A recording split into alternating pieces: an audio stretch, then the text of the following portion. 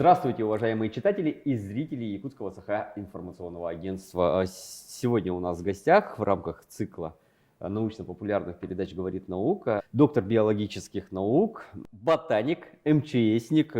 Такая интересная биография у человека – это Евгений Николин. Здравствуйте.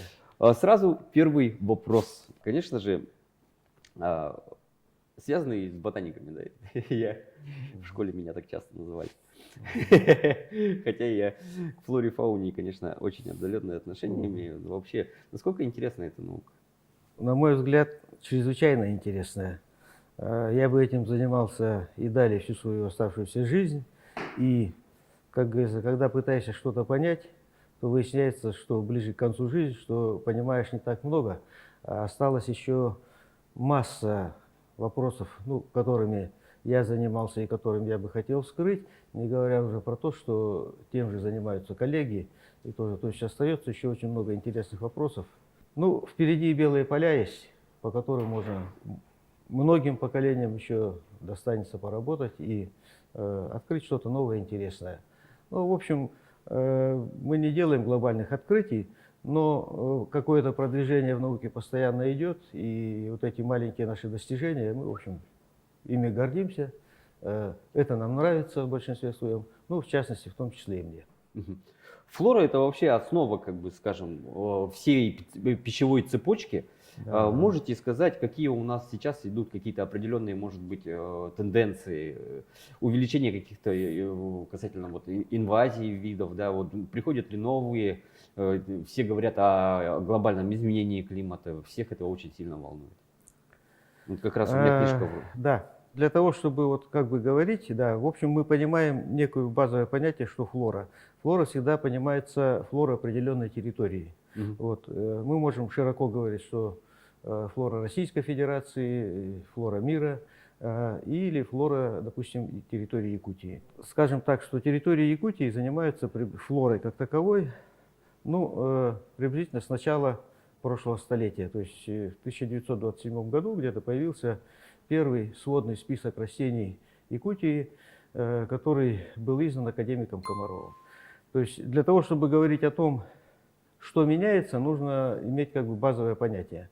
Примерно с 1927 года продолжились исследования нашими предшественниками. И в 1958 году был издан конспект флоры Якутии. Издал его Михаил Николаевич Караваев, преподаватель Якутского университета, в общем, выдающийся ботаник. То есть это вторая точка отсчета, которую мы получили. На этом, естественно, не останавливается, процесс исследования идет, территория у нас гигантская. И на сегодняшний день мы не во всех пунктах попали поработать, а попадая в каждый новый пункт, в общем, всегда какие-то новые находки происходят. Поэтому в 1974 году под руководством и организационной частью профессора Андрея Владимира Николаевича, когда он руководил лабораторией геоботаники, был издан определитель высших растений Якутии, который подготовили очень такие маститые, выдающиеся специалисты, в том числе из Ботанического института имени Комарова, выдающийся профессор Толмачев Александр Иванович. Этот определитель, это третий пункт отсчета у нас. После этого идет длительный период накопления сведений, то есть опять обновление. Во флоре, кроме того, что мы сейчас упомянули о том, что есть пришельцы растения, и, естественно, климат меняется, растения продвигаются. Как правило, южные растения, им становится комфортнее на севере, и они начинают двигаться сюда, к нам. То же самое мы видим и с Арктикой. Скажем, таежные, лесные виды растений начинают продвигаться сейчас в этих условиях климата, продвигаться туда, в Арктику, к побережью. Но кроме этого, есть еще вопрос, то, что я сказал, ревизии того, что мы имеем уже, и это еще не закончено, к сожалению, а может быть, к счастью, к нашему. И есть вопросы неоднозначности взглядов специалистов на те или иные виды. В результате этой неоднозначности взглядов происходит пересмотр таксономический. То есть какие-то виды иногда рассматривают как крупный какой-то вид, например, та же лиственница, раньше говорили, лиственница Даурская у нас есть и все. Потом стали говорить, что у нее есть два подвида, это лиственница Каяндера и лиственница Гмелина. А потом кто-то сказал, да нет, это не подвиды, а виды разные. То есть сразу же в учете флоры у нас возникло вместо одного Три, вида сразу сразу два, три, да, вот так, как бы больше. фактически. То есть вот эти, ну, это нормальное явление в науке, это как бы споры, которые когда-то приходят к какому-то результату и потом к какому-то признанию. Вот, то есть вот эти некоторые моменты, это учет состояния на Земле сегодня, это таксономическое состояние каких-то видов, и, наконец, вот то, о чем мы говорим, это вот внедрение. Это внедрение к нам, инвазия, да, говорят. Иногда может быть неплохая, вот. Но иногда как бы вызывает некую настороженность, потому что очень часто внедряются такие энергичные, сильные виды, которые могут трансформировать состояние здесь растительности. Например, сейчас в Центральной России очень вопрос стоит по поводу борщевика, мне кажется. У нас как с этим вопросом? Когда говорят не специалисты, скажем так, Мгм. да, я не хочу вас обидеть. Я понимаю, мы журналисты, Да. профессиональные Да. дилетанты, мы по Вот. поверхности. Тогда у неспециалистов звучат некоторые виды растений, которые там как бы вошли в каноны такие, Мгм. да, вот это Мгм. борщевик Сосновского в Мгм. частности, да, вот. Ну и также, когда мы говорим детям о Красной книге, то в первую очередь мы упоминаем лилию пенсильванскую, Да. то есть которую практически все знают. И на самом деле, если так вот говорить, более, так сказать, честно, это красивое растение, замечательное, в том числе оно традиционно раньше использовалось в пищевых целях, как луковицы использовались, реально продавали эти луковицы, предметом торговли служили. Вот. Но тем не менее, по большому счету, для лилии пенсильванской угрозы особой нет. Есть гораздо более уязвимые виды растений, но просто как бы преподнести, вот что детям, когда говоришь, да, вот вы видите вот этот красивый большой цветок, да, его легко, так сказать, освоить. Вот. Это я как бы говорил об узнаваемости. Вот тоже касается борщевика. Но у нас по борщевику ситуация немножко лучше. Пока он, борщевик Сосновского имею в виду, да, тот самый, который, так сказать, очень шумно прозвучал и в центральных полосе России. Он занял большие заброшенные территории, правда, преимущественно заброшенные. Ну и внедряется тоже в населенные пункты. Вот такой ужасной ситуации у нас в Якутии нет. У нас есть свои борщевики. У нас есть борщевик рассеченный, который равномерно растет на полях, попадает под сенокосы, используется скотом в нормальных условиях в кормовых целях. И угрозы, в общем, не представляет. Хотя химический ожог от него тоже можно получить, если как-то неосторожно действовать так, да? Вот. Ну, это я к тому все вел, к тому, что борщевик Сосновского в Якутию пока еще не внедрился, в Сибири он уже есть. Теоретически можем предположить, что он тоже сюда пойдет. Есть еще одно такое броское, замечательное растение, которое, как бы борщевик Сосновского, это он у нас уже вошел в черные книги центральной полосы России, вошел в черную книгу Сибири. Черной книги Якутии у нас пока еще нет. Не создали мы, не дошли у нас руки до этого. Но есть черная книга Дальневосточного региона. Вот. Я сейчас не скажу вам, но на территорию Якутии борщевик Сосновского точно не попал. А можно перечислить те виды, которые на Дальнем Востоке представляют угрозу для местной фауны? Ну вот есть еще бальзамин, да, или недотрога, железистая, что ли. Она тоже вошла в черные книги Российской Федерации во многих регионах. Очень красивое растение, красивые розоватые цветочки, которые придают очень много всяких разных тональностей. Очень любят пчелы это растение. Но активность его настолько мощная, семенная, что он, разбрасывая свои семена, расширяет свой ареал. До недавнего времени, и пока еще в списках видов Якутии он официально к нам еще не попал, вот. Но в Якутске он уже встречается.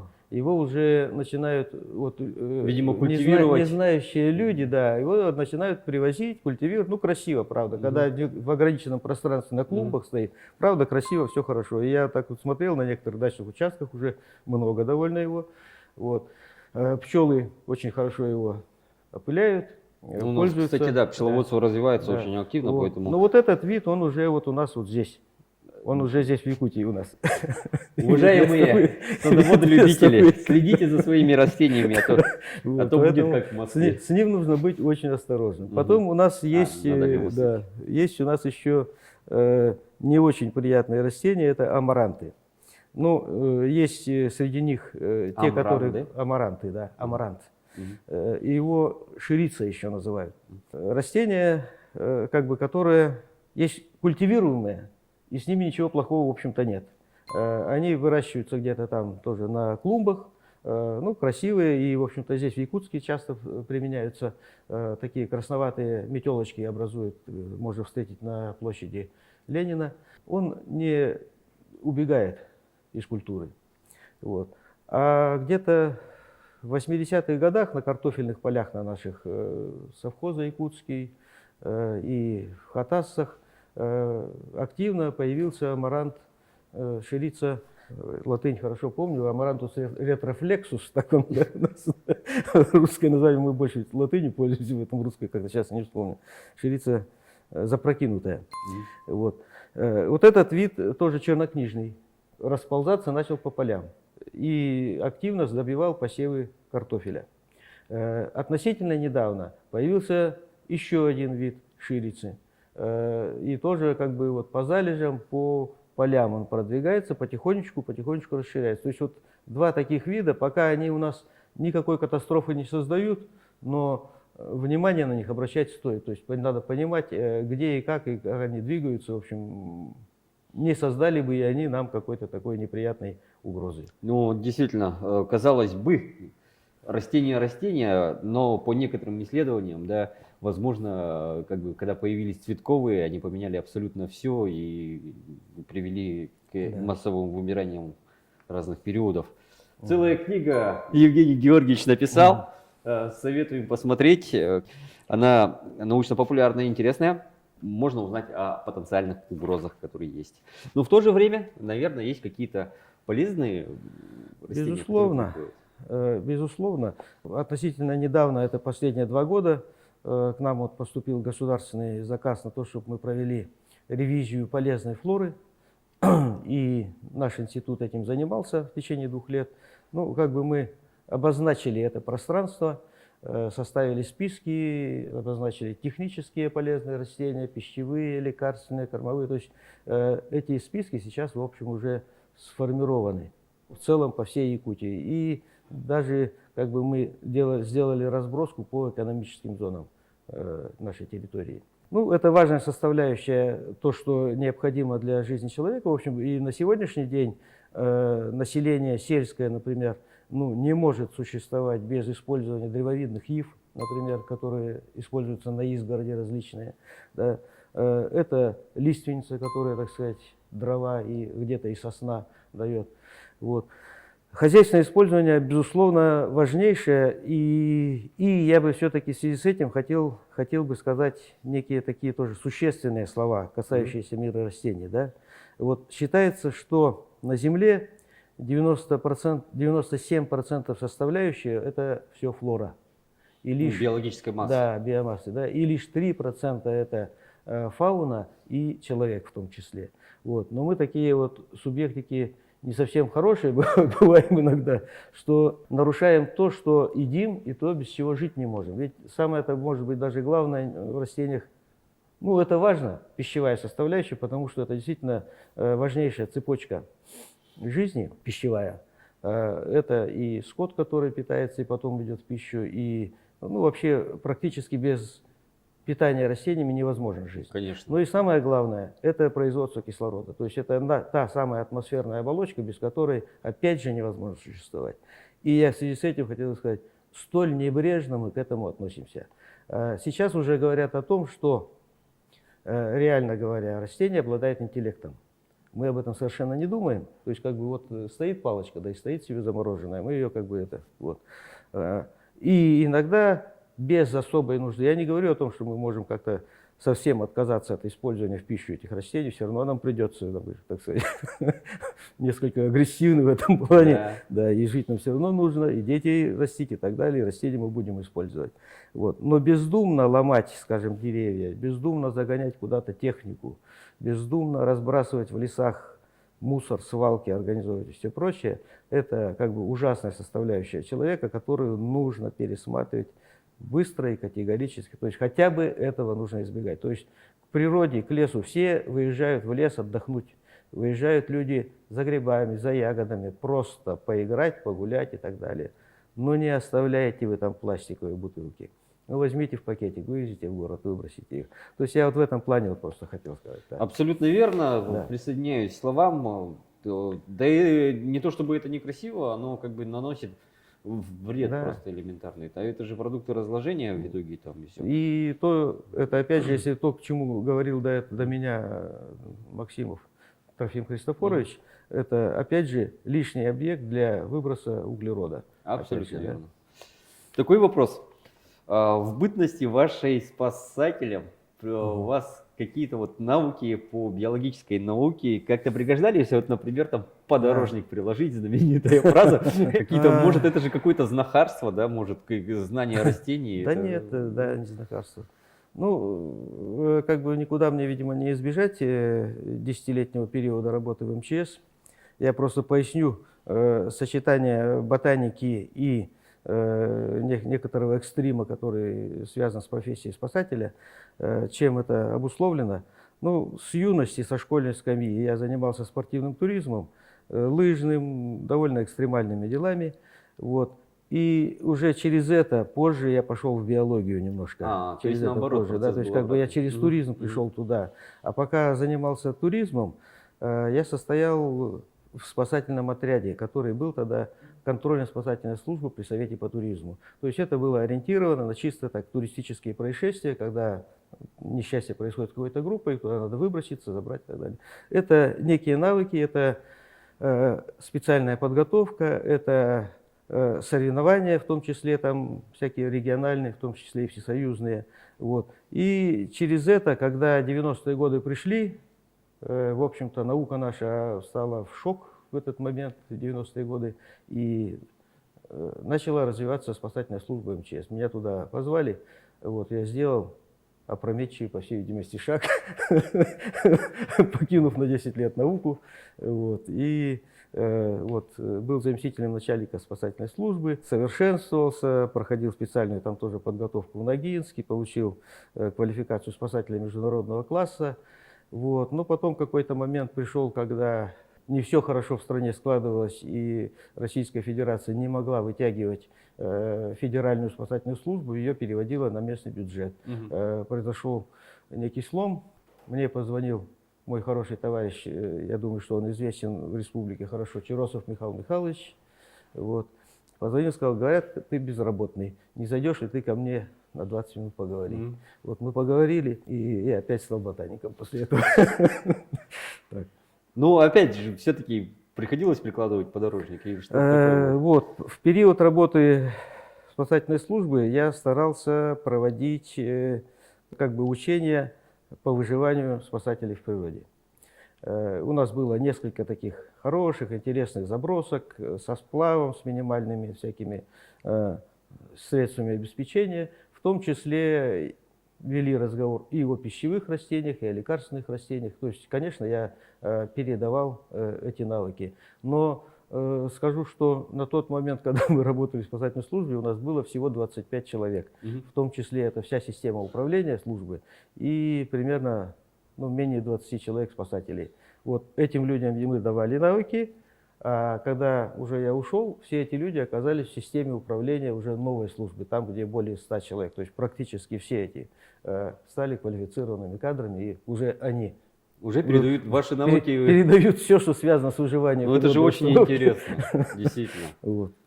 Вообще, может, какая-то есть мысль, там, идея провести какие-нибудь игры, может быть, по выживанию, да, естественно, под наблюдением, чтобы люди вот знали там флору, фауну, старались, что вредно, что не вредно. Особенно полезно для детей. Если вы вот позволите, я бы вот Да. об этой книжке тоже несколько слов бы сказал, да. Мгм. Вот, я сотрудничаю с Усленским заповедником, и под их эгидой мы выпустили, серию таких книг, ничего, да, в которых флора проиллюстрирована фотографиями. Мгм. Вот. это как бы сейчас мы двигаем, ну, для нас, для республики, некое новое направление, популяризация ботанических знаний. То есть, Мгм. посмотрев на эти картинки, прочитав название вида на 3 языках, русский, якутский, латинский, человек начинает понимать, с каким видом он имеет дело, то есть некая особенность. Мгм. Вот. И в этом плане, после заповедника, скажем, у нас там 2 таких книги сейчас вышло, и, возможно, еще там 3 будет. По Хангаласскому улусу мы сейчас подготовили что-то подобное, но список видов там гораздо больше. И очень хотели бы эту книгу выпустить. Она сейчас в редакции находится. Всегда в этом деле, как бы, ну, наука свое дело сделала, дальше деньги. Да, деньги на издание находятся, да? Да. Вот сейчас мы примерно полгода находимся в поиске денежных средств. Правда, эту книгу приняла сейчас, это я не назвал ее, это иллюстрированная флора долины Эркени. Это Кенни. Да. Мгм. Родина моя. Классно. Такой вопрос. Вообще, что можно сказать про... В чем уникальность может быть, да, нашего региона для изучения флоры? Какие-то особенности все-таки у нас Да, такое... безусловно. Да. Безусловно. Ну, во-первых, если понимать, что мы очень большую территорию занимаем, да, у нас с юга на север, там, наверное, 2000 Антарктика. километров, да, вот, и очень сильно при этом просматривается смерозональности. У нас горы Южной Якутии очень интересные, с очень интересной флорой, и они сильно отличаются от гор северо-западной Якутии, Верхоянского хребта, хребта Черского. Интереснейшие горные массивы. У нас интереснейшая история, в том числе геоботаническая история. Вот эти ландшафты, которые травянистые, мы сейчас видим на склонах в долине Туймада, в долине Эркени, в долине Намской Энсели. Это то, что мы называем степи. По этому поводу идут научные споры. Степи, не степи, насколько это стабильно. Но тем не менее, вот эта флора, которая в степях находится, это ковыли, это очень много разных видов. Причем это не только в ботаническом плане степные виды растений, но и энтомологи говорят о том, что они тоже тут находят различных насекомых, которые тоже степного происхождения. И все это очень сильно связано по составу флоры с бурятскими степями, более южнее расположенными, с монгольскими степями. Уж монгольские, бесспорно, степи. Вот эта флора, при которой, как мы предполагаем, плейстоценового происхождения, когда выпасались мамонты, бизоны, шерстистые носороги и много-много прочих других животных, вот, она у нас сейчас еще сохранилась, она уникальна, во многих случаях она нуждается в охране, сохранении, ну и, естественно, в изучении в дальнейшем. Вот. Это интересный объект. Не менее интересна Арктика. Арктика. То есть это вот та тундра, которая, ну вот, очень мало нам удается попадать на арктические острова. Вот в тех случаях, вот как на Ходкино путешествие было на катамаране, когда они хоть какую-то отрывочные, может быть, сведения, но что-то привезли по флоре с острова Бенетта. Это, конечно, тоже уникально и очень важно. Вот. Ну, а вообще и в Арктике мы тоже не так уж хорошо знаем некоторые наши территории, к сожалению. Да? Потому что, ну, естественно, труднодоступность. Вот у нас во все упирается, особенно в тундровой части, что везде нужно добираться на лодке с мотором. Ну, сейчас стали выручать колесные вездеходы с такими широкими мягкими шинами, но это пока их не так уж и много, по большому счету, и не так уж есть возможность их арендовать. В общем, вот эти транспортные издержки, они нас сильно сдерживают в плане работы пока. Ну, это терра инкогнита, куда могут Terra приезжать, incognita, да. приезжать Конечно, новые в этом и- ученые, в этом делать и- свои открытия, которые, в принципе, где-то я читал, что могут даже помочь в терраформировании некоторых подобных планет. То есть это шаг в будущее. Ну да. Кстати, о будущем вообще.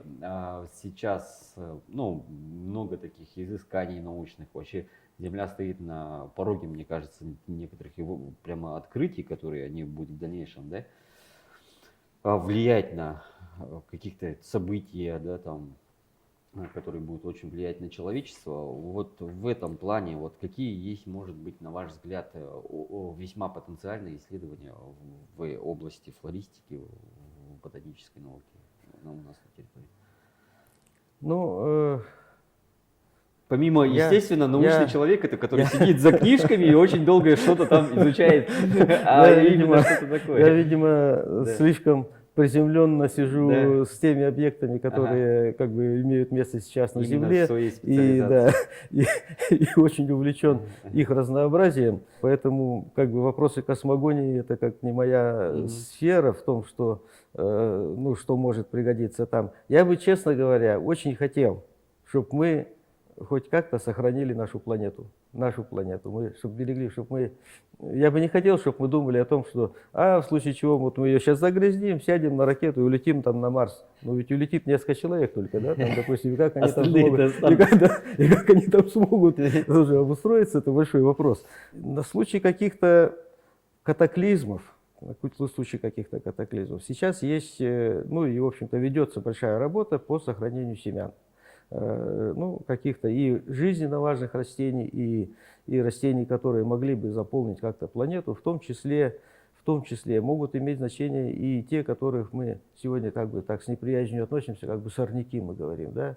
Вот у нас очень жизнестойкий, например, пырей ползучий здесь есть такой, ну, малопривлекательный внешний злак. Однако этим злаком питаются лошади, да, то есть без него практически не могут. Этот злак идет в сено крупному рогатому скоту и так далее. То есть это он имеет ценное значение. Кроме того, он потенциально является растением, ну, потенциалом для селекции, скажем так, из которого, в общем-то, можно получать все-таки какое-никакое зерно. Какое-никакое зерно. Все-таки злаки есть злаки, близкие к пшенице и прочее, да. Вот, поэтому вот такие растения, как пырей, на случай каких-то глобальных катастроф могут быть, наверное, полезны. И семена и таких растений тоже имеют, как говорится, свою ценность и могут иметь значение для хранения длительное время. Сейчас такая работа, в общем-то, ведется. Вот у нас есть на мерзлотке криохранилище, об этом другие специалисты расскажут, которые больше этим занимаются. Обязательно вот так, пригласим. да. Вот. Ну, я думаю, что вот это одно из направлений тоже важных, которые все-таки, о котором нужно постоянно думать. И эти семена-то ведь это тоже как бы, ну, заложили некую коллекцию. Ее периодически нужно доставать, проверять, обновлять. И все это тоже требует времени, сил и специалистов. Евгений Георгиевич, спасибо. Было очень интересно. Мне Спасибо, кажется, да. слова, которые прозвучали, тезисы, они крайне важны. Это сохранение, изучение и приумножение, может быть, нашего богатства биологического. Касается всех. Спасибо. Оставайтесь с нами. Спасибо. Ждем наших научно-популярных Спасибо. циклов.